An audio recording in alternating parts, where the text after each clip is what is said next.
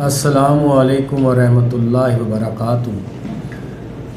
اللہ کو جاننے والے لوگ حضرت جنید بغدادی رحمۃ اللہ کی خدمت میں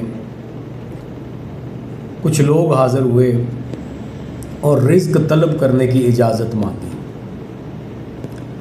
حضرت جنید بغدادی رحمۃ اللہ نے فرمایا، اگر تمہیں علم ہے کہ لوگوں کی روزی کہاں سے آتی ہے تو ضرور طلب کرو۔ انہوں نے عرض کی کہ ہم اللہ تعالیٰ سے مانگیں؟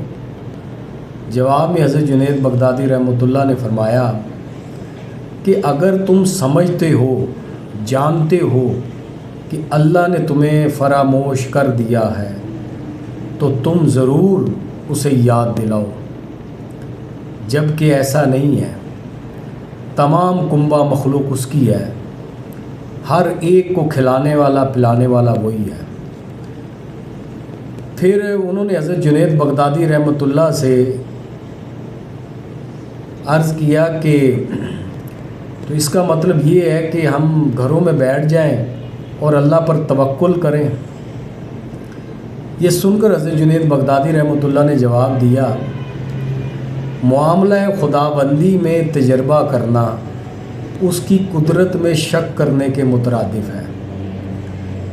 یعنی اللہ کے جو کام ہے اس کو چیک کرنا یہ بندے کا کام نہیں ہے، اس کو قبول کرنا من وہن یہ بندے کا کام ہے۔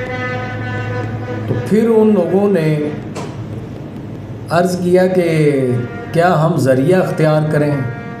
تو حضرت جنید بغدادی رحمۃ اللہ نے جواب دیا، ذریعہ یہ ہے کہ تم ذریعے کو ترک کر دو۔ اب یہ ہے جواب حضرت جنید بغدادی رحمۃ اللہ کا۔ اب اس کا مطلب کیا ہے؟ اس کا مطلب یہ ہے کہ اپنے آپ کو کلی طور پر اللہ کے حوالے کر دو۔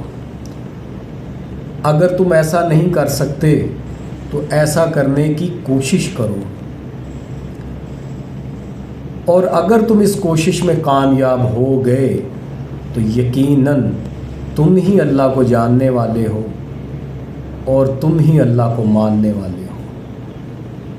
آمین۔